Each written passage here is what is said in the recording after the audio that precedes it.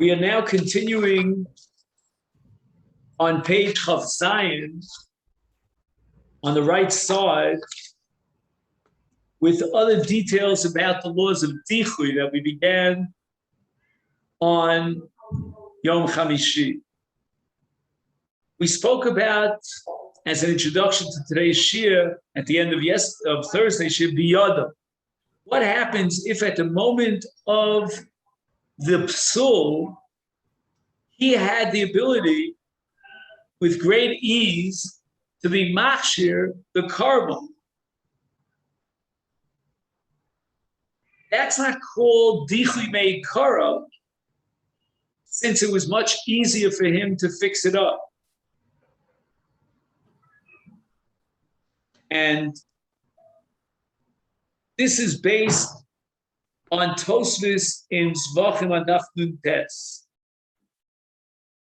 So that's one case where it's biyada lahash. Now we have another category, another case. If it's dachui, not because of a psul, but because right now physically we're in a situation where he can't do the zrika of the carbon. That's also not dachui. For example, he gives a case of nishpach hadam. After the shechita, he received the dam in a kli shares, and it spilled onto the ground of the azar. And even when the dam now is outside the kli shares, it's not really possible, because he can collect the dam and do his zrika with the dam. He writes, Gam b'shah shadam einenu b'kli hashares, even when the dam is on the ground, ein adam nifsa, af lo l'shah achas, not even for one moment is it considered possible. Rak she'ein yecholim lizro, right now he can't do the zrika b'foal until he recollects the dam into the kli, but he can do so, and therefore that's not considered dichur. Now we have an issue about dichui b'basa. What's the case? You have something that you bring on the mizbeach, and that's subject to dichui. But what about basa that's necha? That's not crystal clear. You have basa that's designated for achila, whether it's the achilas hakohen or the achilas habailin. For example, let's say he was maktir the murim on the mizbeach. Now he's ready to eat the basar, and nifkam hamizbeach, a piece of the mizbeach fell off, was broken off after haktar say murim. Is in such a case we have a principle called ein ochlim es hakodshim b'shosh hamizbeach pagu. And the Gemara derives this from Psukim in Zvachim Amdaf Samach. And the Rambam holds that this halacha is universal, applies both to Kodshim Kalim and Kodshim. We don't eat the basar of the Kodesh when the Mizbeach is in a state of psul, of nifkam ha-Mizbeach. Then they fixed up the Mizbeach. Now we can eat the basar. We don't say nivche, that it was rejected and it was possible.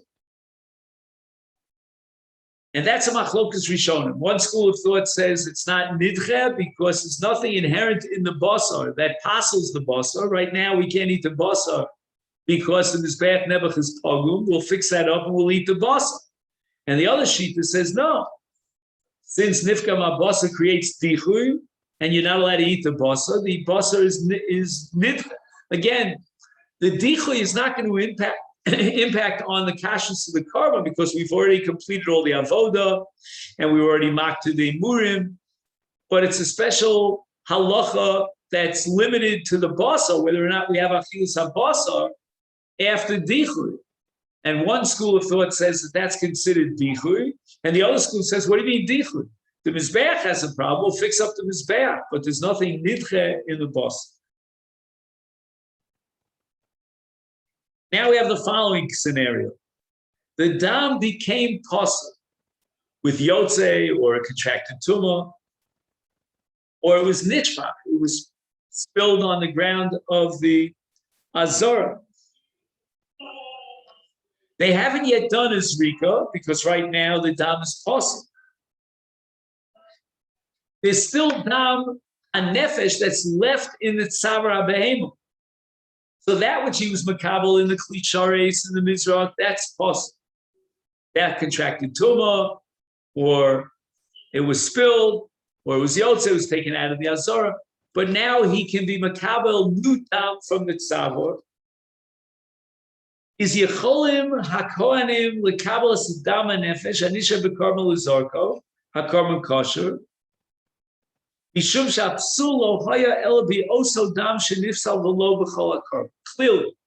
that psul was chal only vis-a-vis the first round of dam, and that we get rid of. But we now have another round of dam, which came from the tzavar, was not possible, was not yotze or anything like that. So that you can be zoreg on the mizbeh. Another scenario. Zarku Sherim es adama possible.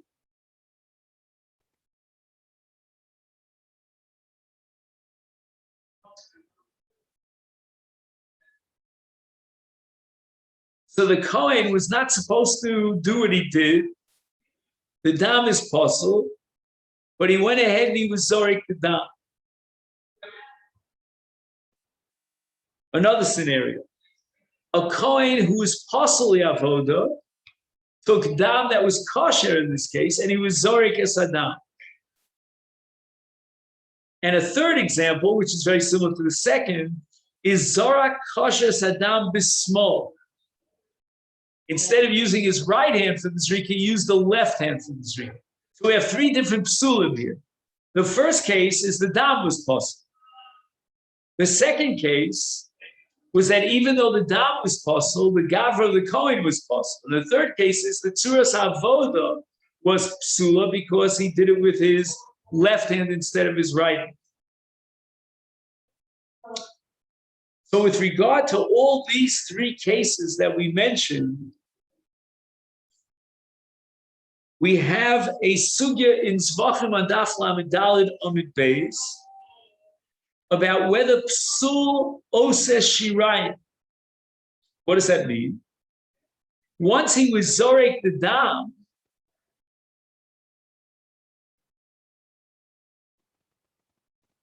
then the dam in the shirayim, according to this particular shita, I'm sorry, the dam in the tzavar, I meant to say, becomes shirayim. That means that although we said before that if dam becomes possible, just get rid of that dam and now accept new dam to replace the old from the tzavar, if it's dam nefesh, and be mekayim the zrika with that new dam. But here's a different case. Not only was the dam possible, but he went and he was zorek the dam possible. That's the first of these three scenarios where the Kohen was kosher, but he was zorek dam possible. In the last two cases, the Kohen may have been kosher, but he did a zrika with his left hand instead of his right hand.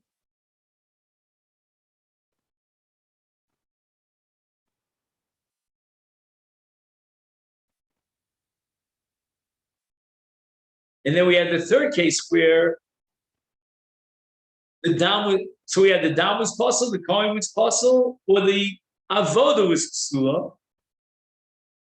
And one Madiyama says that since he went ahead in all these three cases with his zrika psula, either because the Kohen was possible, the dam was possible, or he used small instead of, therefore, that zrika psula has an impact on the dam nefesh. The dam nefesh becomes shirayim. Shirayim is something that's possible in this bed. And the other Madiyama says no. Ein dam possible, meaning a zrikas psula, osa shirayim. La'alocha, ein hapsulim osim shirayim. As a general rule, we'll see one exception in a minute. The psulim do not generate a shirayim status. The dam is still in the tzavar roy lizrika. However, the exception to the rule is tameh.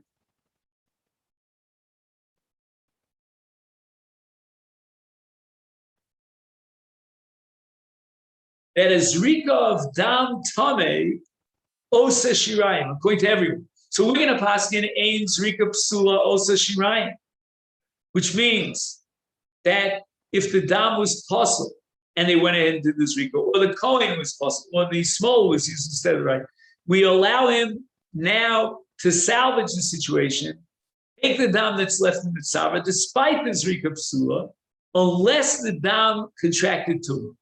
If the dam itself became tameh and he was zorik the dam, that's already a more intense, a more strict and stringent kind of a zrika psula that somehow contagiously injects the shirayim and it passes the dam of the shirayim.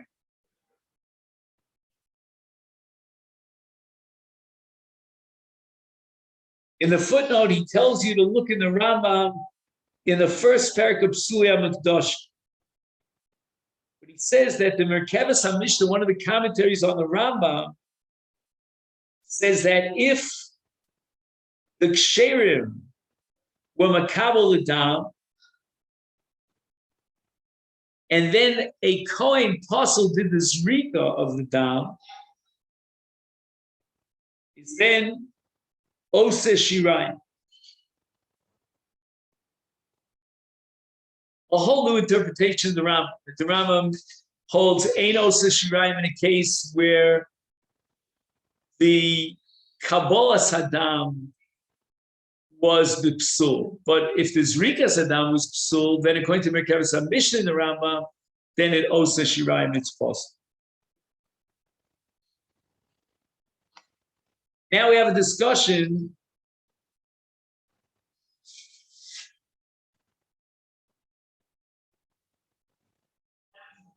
about a case where he was makabel the dam, and the psul was in part of the dam, but there was more dam in the mizrach, which was not nifsal. And in that case, ein osim es adam shirayim. Adam shenisha b'mizrach. Just 1 second. No, I read it wrong. B'shar psulim she'enam osim es adam shebitzavar shirayim.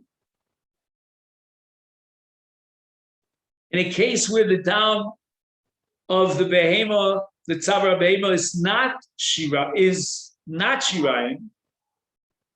and it's kosher l'zrika, nevertheless the dam that's left over in the mizrach, that is called shirayim. The exact opposite of what I said before. You cannot be zorek the dam, the vestige of the dam that was left in the mizrach, when part of the dam in the mizrach became possible.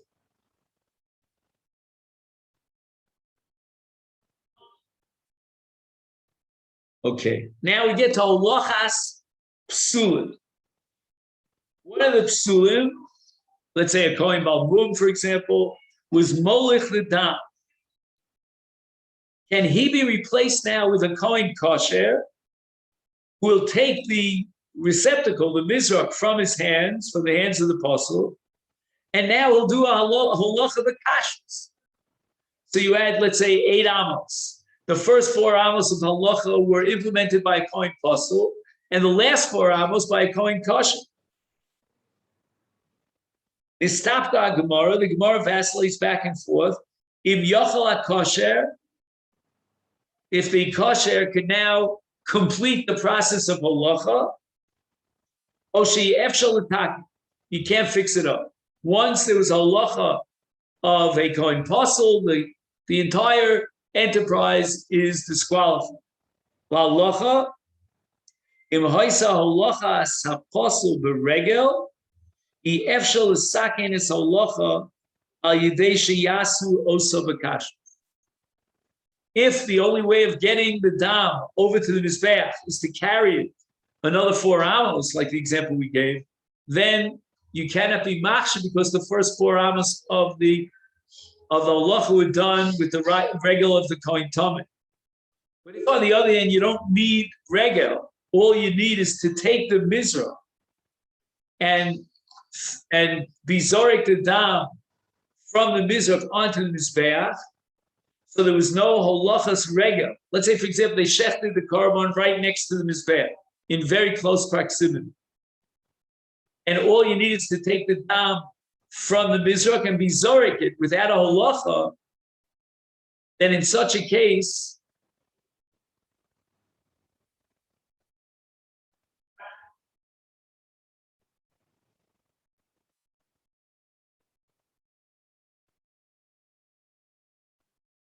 if I'm not mistaken, in such a case, what happens is the Kohen Apostle passes the the Mizrach over to the Kohen Kasha without moving from the spot.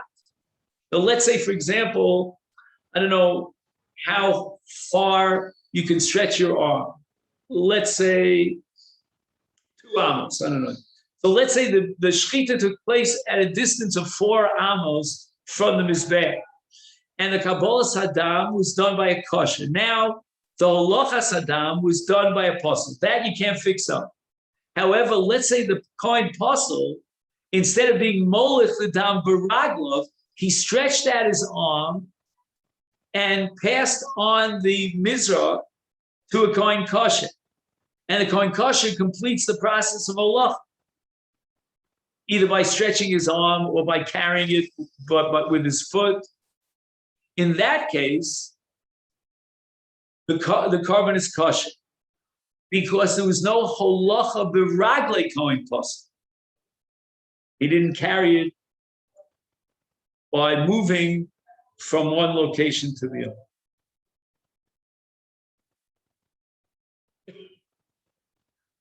All right. So now we get to a brand new sugya in Psulim, and that's called Im Olu Lo Yerdu V'Im Yardu Lo Yalu. Say hello to Ben over here. We haven't seen him in quite a while. I would make a shechiona, but I can't see him anyway.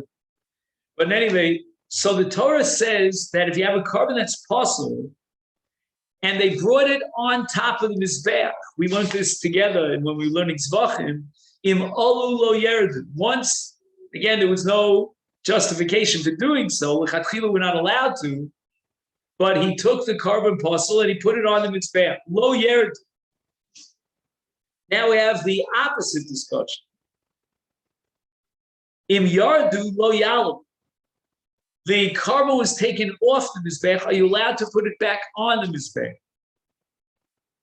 So Misha Chalbam Din Im Olu Lo Yerdu, we're talking about a case where had he put it up on the Mizbech, we would not take it down from the Mizbech because the Mizbech was Makadesh something which didn't belong on the Mizbech, but that's the powerful Kedusha or Makadesh of the Mizbech.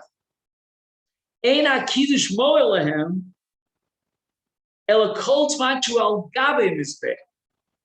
long as you leave it on the Mizbeach, then the Mizbeach is Makadesh it, even though it's possible. And we continue with the Akrova. But Chazu v'Yardu, let's say the Kohen all of a sudden bangs himself on the head, and he says, why am I putting on the Mizbeach that which is not meant to be on the Mizbeach? It was disqualified from Akrava, and he immediately takes it down off the Mizbeach, is Ein Mailin So Shur. The principle of Im Olu Lo Yerdu applies only as long as it was on the Mizbeach. Once it's taken off the Mizbeach, it goes back, reverts to its original status of a korban posel, and you're not allowed to be makriv on the Mizbeach.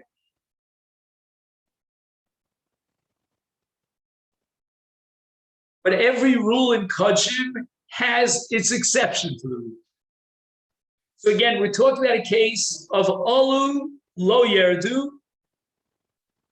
And we said that if the hakrova was not completed on the Mizbeach, after it was brought up to the Mizbeach, it came down to the Mizbeach, we're not going to put it back on the Mizbeach. The carbon is possible, and that's final.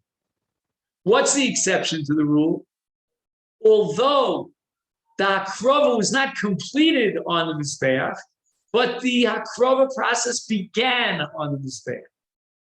And that's called mashla bahem ha'ur, that the fire on the marach, on the Mizbeach, began to singe the basar HaKarban, the emurim on the Mizbeach. Once it was mashal ben ha'or, again, we don't know exactly what state of burning of sreifa it reached, but it reached some sort of significant state of sreifa, and the hakrovas HaKarban is already in full vogue, in full motion. It's been activated, and now it falls off the Mizbeach, or the Kohen takes it off the Mizbeach. Is in such a case, afal pisha yardu yal. Why? Because now the Mizbeach was successfully makadesh the carbon, despite its psul, because the fire of the Mizbeach already partially burnt the carbon.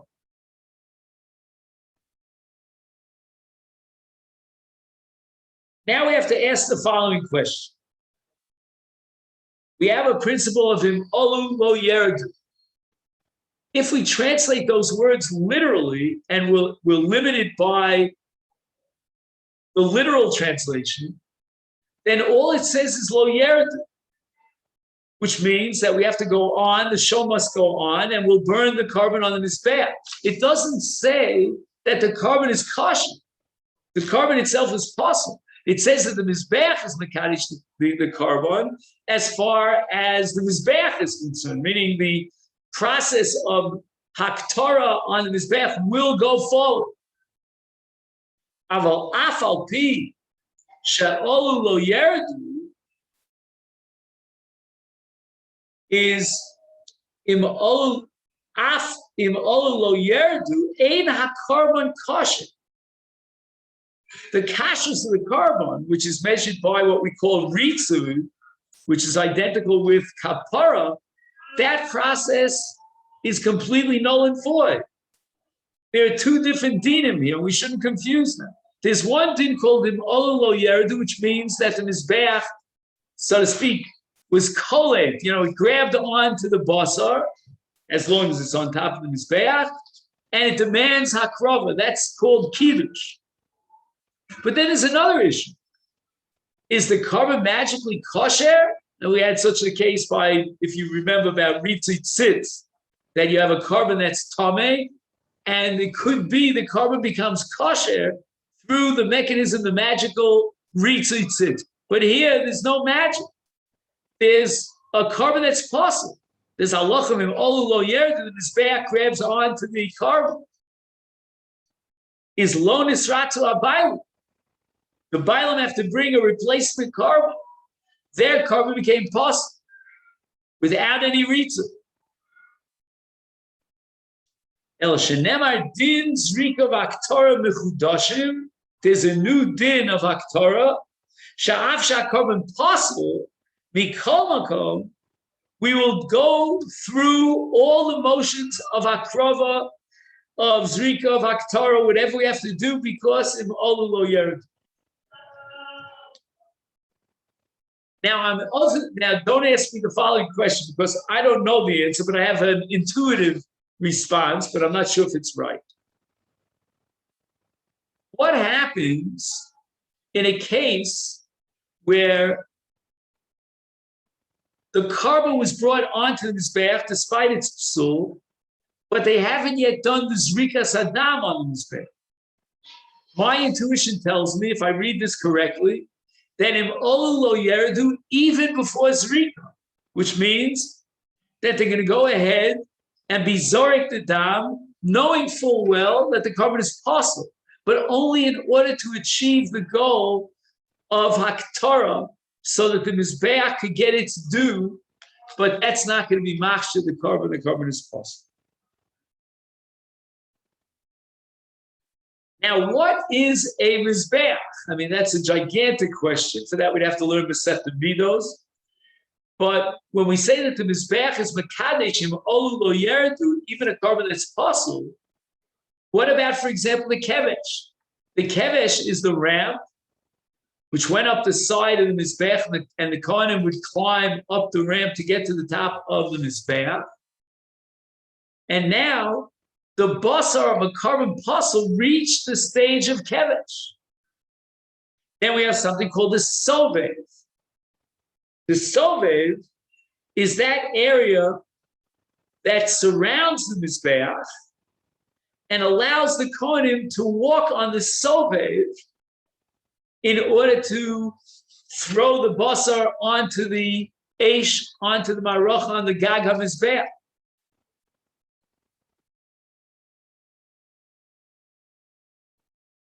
And here we have a sugya in the Mesechtes Zvachim on Daf Pei Zayin that establishes that the Kevesh is considered an integral part of the Mizbeach as far as the din of being Makadosh Psulim.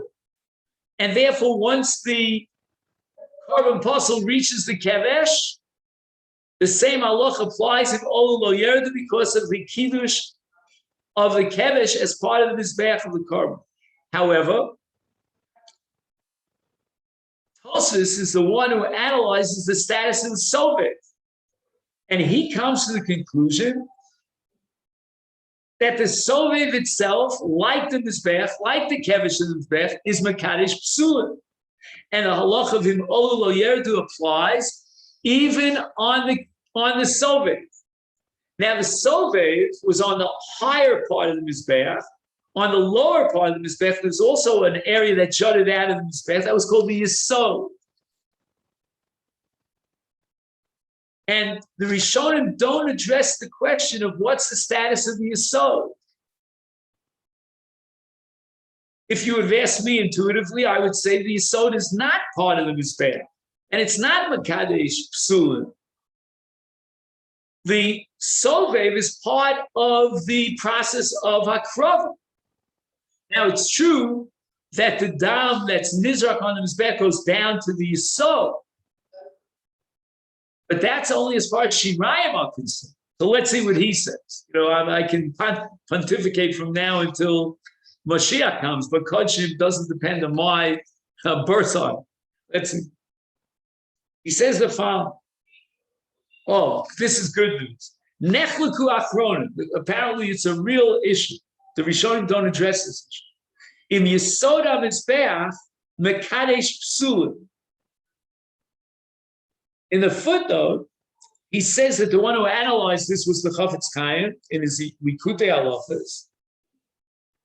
And he assumes that if the Sovev is Mekadesh, then the Yesod likewise is Mekadesh.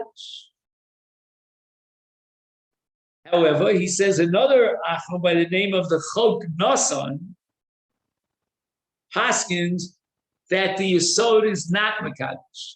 So I guess we intuited the Svara of Rabbeinu Nasan.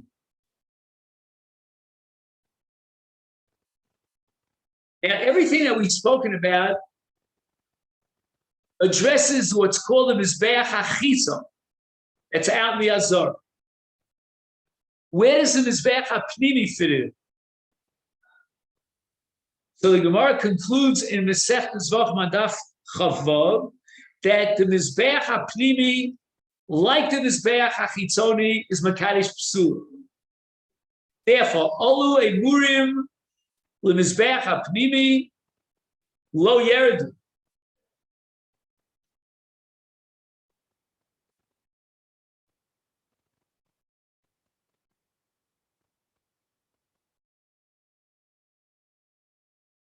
Now here, he quotes a Shita Mekubetzes. And the Shita Mekubetzes says the following. That while it's true that the Mizbeach HaPnimi is Mekadosh Psulim, but you still have to face another issue. and that is Hakara on the Mizbeach HaPnimi. You could have a Kiddush Psulim, but that doesn't have any bearing on the possibility of bringing that carbon on the Mizbeach HaChitza. So your only possibility that opens up in front of you is to be makriv the carbon on the Mizbeach HaPnimi. Well, that's problematic, to say the least. So the Shita Mekubetzes seems to say, Ein maktirin ala Mizbeach HaPnimi. And then you have to ask yourself the question, so in what case, according to Shita Mekubetzes, does the Gemara establish that the Mizbeach HaPnimi is Mekadosh Psulim? What is it, some sort of conceptual, theoretical statement, a principle that Mizbeach HaPnimi is Mekadosh Psulim, for what purpose? If not Faktor al Gabi Mizbeach, and the Shita is saying that we will not be maktir on the Mizbeach HaPnimi. It's a carbon puzzle. And you have no option of being maktir on the Mizbeach HaChitza. So what is the substance or the halacha l'maisa repercussion of Mizbeach HaPnimi Mekadosh Psulim if you're not going to be maktir? If you were makdish Psulim.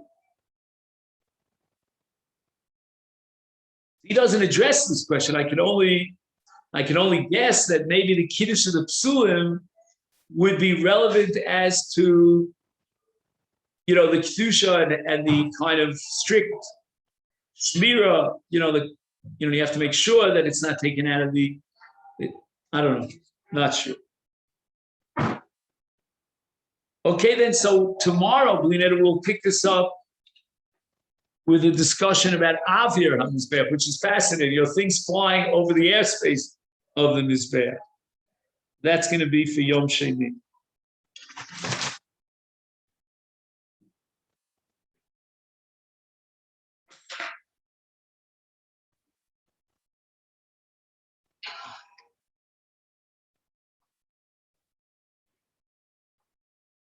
Okay, let me just take care of this technology for a second.